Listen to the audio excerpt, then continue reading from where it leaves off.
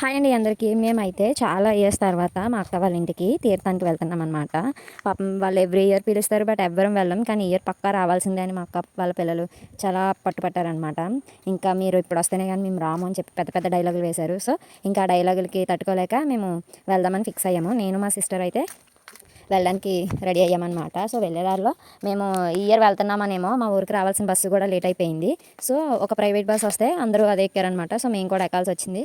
ఎక్కేదారిలో పక్కన మంచి అదే ఏమంటే చెరువులా ఉండి అందులో పింక్ కలువ పూలు ఉన్నాయన్నమాట. చాలా అందంగా కనిపించింది. మా వాడైతే జర్నీ బాగా ఎంజాయ్ చేస్తాడు. ఫుల్గా స్నాక్స్ తింటాడు.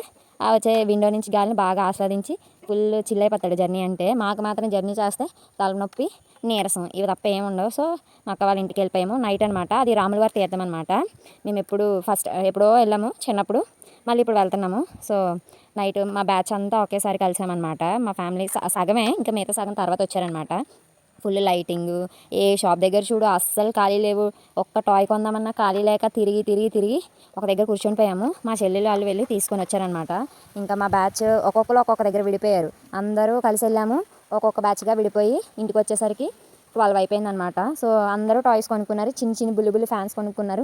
మా అబ్బాయికి మాత్రం ఒక గన్ను కొన్నారు. అయితే మా అక్క వాళ్ళది తాళపాలెం అనమాట. అయితే అంత చలిని నేను చూడడం ఫస్ట్ టైం. చాలా గాలి వేసేసేది. అసలు ఆ చలికి అసలు ఈ తీర్థంలో తిరగడం అవసరమా అనిపించింది అనమాట. షివరింగ్ వచ్చేసింది.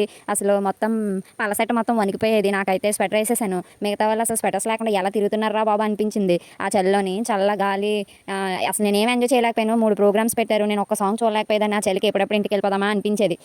అందరూ పండగను ఎంజాయ్ చేశారు. నేను తప్ప.